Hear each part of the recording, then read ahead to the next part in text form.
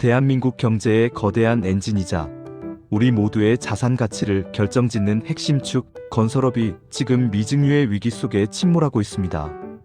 오늘 우리는 화려한 모델하우스의 조명 뒤에 가려진 건설업의 처절한 민낯과 그 이면에 숨겨진 거대한 폭탄의 실체를 아주 깊이 있게 파헤쳐 보려 합니다. 단순히 경기가 안 좋다는 수준을 넘어 왜 지금의 상황이 우리 경제의 근간을 뒤흔드는 퍼펙트 스톰인지를 상세한 분석으로 전달해 드리겠습니다. 영상이 길더라도 끝까지 시청하셔야 지금 대한민국에서 벌어지는 진짜 돈의 흐름과 위기를 이해하실 수 있습니다. 먼저 숫자가 말해주는 잔혹한 현실부터 직시해 봅시다. 2024년부터 2025년 말까지의 건설사 폐업 통계는 가히 충격적입니다. 국토교통부의 건설산업 지식정보 시스템에 따르면 이 기간 폐업을 신고한 종합건설사는 1200곳을 넘어섰으며 이는 2008년 글로벌 금융위기 당시보다 훨씬 가파른 상승 곡선입니다. 특히 시공능력평가 순위권 내에 있던 중견 건설사들마저 잇따라 법정 관리를 신청하고 있습니다.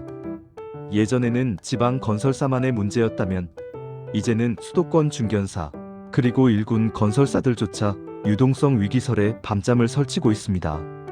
건설 자재 가격의 폭등은 건설사들의 목을 죄는 가장 강력한 올가미입니다. 2021년 톤당 60만원대였던 철근 가격은 2024년에 들어서며 한때 110만원을 돌파했습니다. 시멘트 가격 역시 마찬가지입니다. 유연탄 가격 상승과 전기료 인상을 이유로 시멘트사들은 지난 3년간 가격을 40% 가까이 올렸습니다. 건설사 입장에서는 계약 당시 공사비로는 도저히 건물을 올릴 수 없는 상황이 된 것이죠. 지으면 지을수록 적자라는 말은 엄살이 아닙니다. 실제로 공사 중단 현장의 70% 이상이 공사비 증액을 둘러싼 갈등 때문입니다. 이제 현장의 생생한 목소리를 빌려 이 비극을 들여다보겠습니다. 30년 동안 전국의 건설 현장을 누볐던 박 소장님의 1인칭 고백입니다. 내 평생 모래바람 마시며 일했지만 지금처럼 현장이 무거운 적은 없었습니다.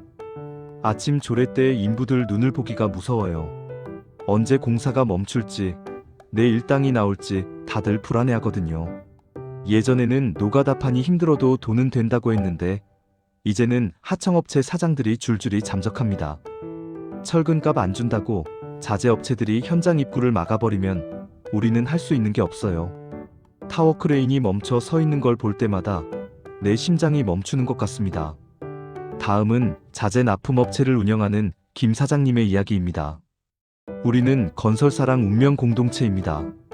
건설사가 어음을 끊어주면 그걸 믿고 물건을 내주는데 그 어음이 종이 조각이 되는 순간 우리도 끝이에요. 지금 못 받은 미수금만 수십억입니다.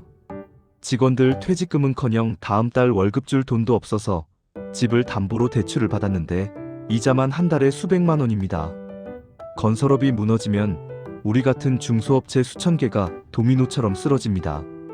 이건 경제가 아니라 생존의 투쟁이에요. 여기서 우리는 이 모든 사태의 핵심, 고리인 PFPROJ ECT 퍼넨싱의 구조를 반드시 이해해야 합니다. 많은 분이 어렵게 느끼시지만 쉽게 비유를 들어 설명해 보겠습니다. 여러분이 붕어빵 장사를 하려고 합니다. 그런데 여러분은 돈이 없고 기막힌 장사터와 붕어빵 기계 도면만 있습니다. 은행에 가서 나중에 붕어빵 팔아서 갚을 테니 지금 땅값과 기계값 10억만 빌려주세요 라고 합니다. 은행은 그래, 너 붕어빵 잘 팔릴 것 같으니까 빌려줄게. 대신 이자는 연 15%야 라고 합니다. 이것이 PF 대출입니다. 그런데 공사를 시작하니 밀가루 값이 3배로 뛰고 붕어빵 사 먹을 사람이 없습니다. 붕어빵 하나에 500원 하던 걸 2,000원에 팔아야 수지가 맞는데 사람들은 너무 비싸다고 안 사 먹습니다. 은행은 이제 겁이 납니다. 붕어빵 안 팔리네? 빌려준 10억 지금 당장 갚아 라고 독촉합니다. 이것이 바로 지금 대한민국 건설업과 금융권을 뒤흔드는 PF 위기의 본질입니다. 브릿지론에서 본 PF로 넘어가지 못하고 멈춰버린 사업장들이 전국에 수백 곳입니다. 미분양 데이터는 이 위기가 얼마나 깊게 뿌리내렸는지 보여줍니다. 특히 악성 미분양으로 불리는 준공후 미분양이 문제입니다. 다 지어놓은 아파트에 불이 꺼져 있는 모습, 그 집들을 팔아야 건설사가 돈을 회수하는데 그게 안 되니 자금이 묶여버립니다. 대구, 울산, 그리고 경기도 외곽 지역까지 이 독버섯은 번지고 있습니다. 한때 100대 1의 경쟁률을 기록하던 단지들도 이제는 무순위 줍줍조차 안 되는 실정입니다. 내 집 마련을 꿈꾸며 평생을 기다린 신혼부부. 이 씨의 사례는 이 위기가 서민의 삶을 어떻게 파괴하는지 보여줍니다. 결혼 5년 만에 간신히 당첨된 아파트였어요. 매일 밤 아파트 카페에 들어가 공사 진행 상황을 보는 게 유일한 낙이었죠. 그런데 어느 날 갑자기 공사 중단 공고가 붙었습니다. 건설사가 부도가 났다는 거예요. 이미 중도금 대출은 실행됐고 전세 계약은 만료되어 가는데 입주는 기약이 없습니다. 우리 부부의 꿈이 흉물스러운 콘크리트 덩어리가 된 기분입니다. 나라에서는 구제책이 있다는데 당장 우리가 살 곳은 어디인가요? 이러한 상황은 과거 일본의 사례를 떠올리게 합니다. 1990년대 초 일본의 부동산 버블이 붕괴할 때 가장 먼저 무너진 것이 건설업이었습니다.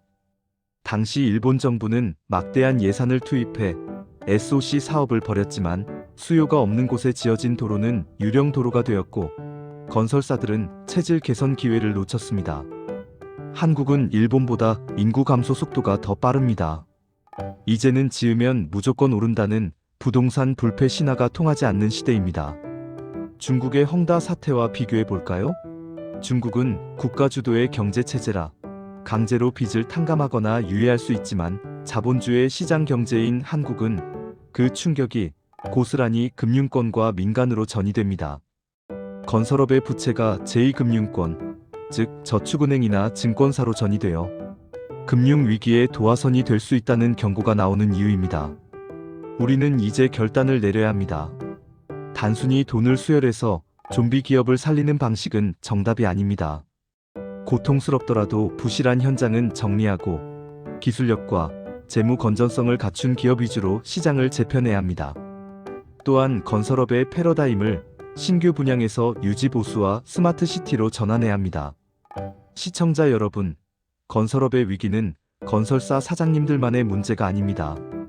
여러분의 집가, 여러분이 예금해둔 은행의 안전성, 그리고 대한민국 경제의 활력과 직결된 문제입니다. 지금 우리 주변에 타워크레인이 멈춰 서 있는 것은 대한민국 경제가 잠시 숨을 고르는 것이 아니라 거대한 구조적 변화를 요구하는 비명일지도 모릅니다. 오늘 이 긴 대본을 통해 건설업의 위기를 다각도로 분석해 보았습니다. 이 영상이 여러분의 자산을 지키고 경제를 보는 안목을 키우는데 조금이나마 도움이 되었기를 바랍니다. 현실은 차갑지만 우리가 정확히 알고 대응한다면 분명 길은 있습니다. 여러분이 체감하시는 건설 경기 현황은 어떤가요? 살고 계신 지역의 공사 현장 분위기를 댓글로 공유해 주세요. 그 생생한 이야기들이 모여 대한민국 경제의 해법을 찾는 소중한 지도가 될 것입니다. 영상이 유익했다면 구독과 좋아요로 이 채널을 응원해 주세요. 더 깊고 날카로운 통찰로 다시 돌아오겠습니다. 시청해 주셔서 감사합니다. 여러분의 건승을 빕니다.